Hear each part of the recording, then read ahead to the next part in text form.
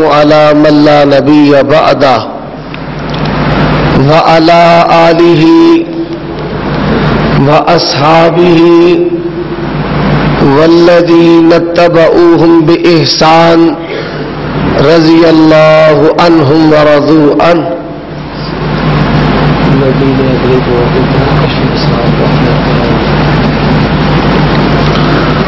أعوذ بالله من الشيطان الرجيم.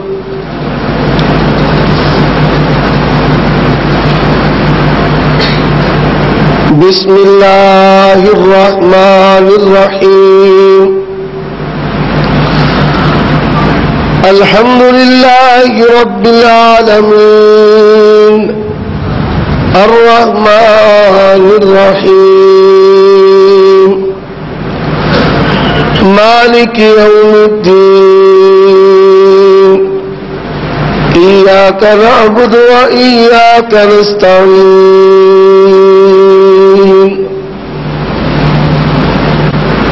اللہ تبارک و تعالی احکم الحاکمین رب العالمین کی حمد و ثنا کے بعد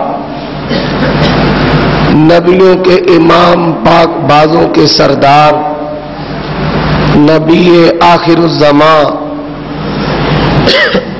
جناب محمد الرسول اللہ صلی اللہ علیہ وآلہ وسلم کی ذات اقدس پر ان گنت لا تعداد بے شمار درود و سلام ہوں.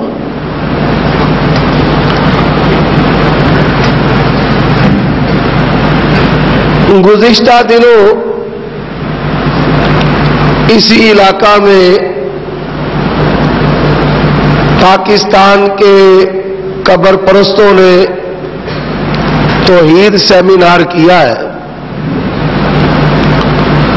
جو کہ حقیقت میں اللہ کے حقوق کے بھی ڈاکو ہیں اور رسول اللہ صلی اللہ علیہ وسلم کے حقوق کے بھی ڈاکو ہیں.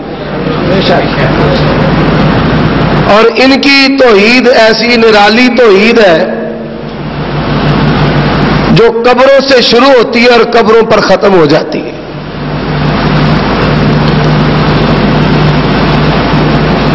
کسی کہنے والے نے کیا خوب کہا ہے، دستار کے ہر ایک پیج کی تحقیق ہے لازم،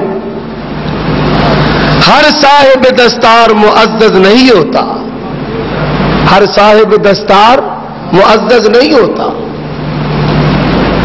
دستار بھی ہو، چہرہ سنت کے مطابق دکھتا ہو، جبہ کبا بھی ہو. تو ایک اور شاعر نے کیا خوب کہا، دلا نہ جا ان جبے کبے دستار، دلا نہ جا ان جبے کبے دستار پہ، یہ کھیلتے ہیں شکار برملا، نہ بیاباں میں نہ اجاڑ میں اس جبے کبے کی آڑ میں. ان لوگوں نے بڑی ڈٹھائی کے ساتھ اللہ پر بھی جھوٹ بولے، رسول اللہ پر بھی جھوٹ بولے، اور سلف صالحین رحمہم اللہ تبارک و تعالی پر بھی جھوٹ بولے. ہمارے علماء کرام وہ موضوعات کہ جن پر اس نے بولنے کی جسارت کی ہے اس کا علمی طور پر جواب دے چکے ہیں، اور قیامت کی صبح تک جو ہمارے علماء کے دلائل و براہین ہیں حقیقت میں وہ دلائل و براہین ہیں جو آدم علیہ الصلوۃ والسلام سے لے کر امام الانبیاء جناب محمد الرسول اللہ نے بیان کیے، وہ دلائل و براہین ہیں. قیامت کی صبح تک یہ ان دلائل و براہین کے جواب نہیں دے سکتے. اب میں آپ کو یہ بتا دینا چاہتا ہوں کہ انہوں نے ایک مغالطہ پیش کیا کہ امت مصطفیٰ میں شرک نہیں ہوگا. اللہ کی توفیق سے جب ان کی ٹھکائی کی گئی، اب کہتے ہیں ہوگا پر قیامت کے قریب ہوگا. سنا آپ نے بیان؟ اب کہتے ہیں ہوگا پر قیامت کے قریب ہوگا. ان مولویوں کو یہ نہیں پتا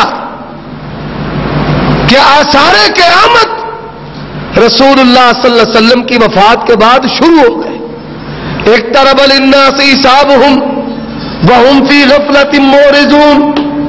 نبی پاک صلی اللہ علیہ وآلہ وسلم نے فرمایا قیامت تب تک قائم نہیں ہوگی کہ زیورات سے لدی ہوئی عورت آئے، بیت اللہ کا طواف کرے، اسے کسی بھی چیز کا کوئی خوف و خطرہ نہ ہو. او کما قال رسول اللہ صلی اللہ علیہ وسلم. وہاں پر بھی الفاظ اللہ تقوم الساعہ، قیامت قائم ہونے سے پہلے یہ عمل ہوگا. تو قیامت قائم ہونے سے پہلے یہ مراد لینا کہ بالکل قیامت کے قریب ہوگا. جس طرح آپ کے عقائد باطل ہیں، یہ سوچ اور یہ نتیجہ بھی باطل ہے. حضرات، ان لوگوں نے کیا مکاریاں اور چلاکیاں کی ہیں. شاہ ولی اللہ نے ترجمہ کیا فارسی میں. شاہ ولی اللہ سے پہلے ترجمہ کیا بابا سادی، جس کے ہم گلستان اور بوستان مدارس میں پڑھاتے ہیں، انہوں نے فارسی میں ترجمہ کیا. پھر شاہ ولی اللہ نے کیا، پھر شاہ رفیع الدین نے اردو میں کیا. اس کے بعد جب دارالعلوم دیوبند سے دیوبندی اسکول آف تھاٹ مکتبہ فکر کا آغاز ہوا تو دیوبندی اکابرین نے اپنے عقائد و نظریات کے مطابق قرآن مجید کو ڈھالنے کی کوشش کی اور قرآن مجید کا ترجمہ کیا. اسی طرح دارالعلوم بریلی سے احمد رضا خان بریلوی صاحب نے قرآن مجید کا ترجمہ اپنے افکار و نظریات کے مطابق ڈھالا. میں اس کی چند مثالیں آپ کے سامنے پیش کرتا ہوں.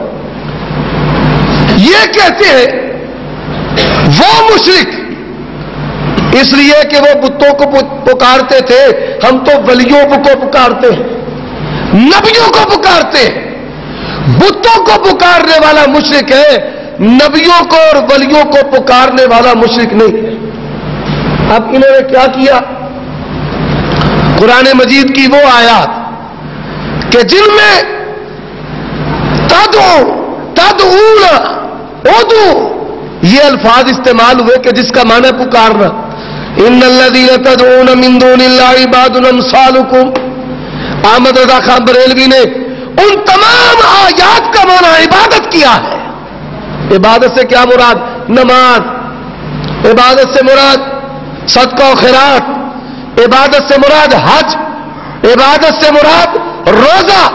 حالانکہ ان کو یہ پتہ نہیں الدعاء والعبادہ، غیر اللہ کو پکارے، خواہ وہ میکائیل اور جبرائیل ہو، خواہ وہ موسیٰ اور عیسیٰ ہو، محمد الرسول اللہ ہو، جب استغاثہ تبرک توسل کی نیت سے کار مختار سمجھ کر ان کو پکارے گا، اللہ کی قسم بت پرست کی طرح پکا مشرک ہے. نعرہ تکبیر! نعرہ تکبیر! حضرات، اب قرآن مجید جو احمد رضا خان بریلوی کا ترجمہ ہے، بدترین مذہبی تعریف ہے کہ اللہ کے قرآن کو اپنے مذہب کے مطابق ڈھالنے کی کوشش کی گئی. اس کے علاوہ وہ آیات جن میں اللہ تبارک و تعالیٰ کی صفات کا ذکر ہے، اللہ کے چہرے کا ذکر ہے، اللہ کے ہاتھ کا ذکر ہے، اللہ کی پنڈلی کا ذکر ہے، اللہ کے نفس کا ذکر ہے، ان تمام آیات کا ترجمہ غلط کیا. کیوں؟ یہ بات تمام لوگ جانتے ہیں کہ اللہ تبارک و تعالی نے قرآن مجید کی یہ صفت بیان کی ہے، قرآن عربیہ. عربی قرآن کی صفت ہے. عربی میں ید کا معنی ہاتھ، انہوں نے ترجمہ کیا قدرت و قبضہ. نفس کا معنی نفس، انہوں نے اس کا معنی کچھ اور کیا. وجہ کا معنی چہرہ، انہوں نے معنی بگاڑ دیا. حالانکہ محدثین کا اس بات پر اتفاق ہے کہ اللہ تبارک و تعالیٰ کی یہ جو صفات ہے ان کے ظاہر معانی ہے، نہ کیفیت بیان ہوگی، نہ انکار ہوگا، نہ تشبیہ بیان ہوگی، اور نہ ہی تفویض کہ اللہ ہی جانتا ہے۔ ید کا معنی ید، ہم ید کا معنی ترجمہ ہاتھ نہیں کریں گے، یہ بھی تعریف کی۔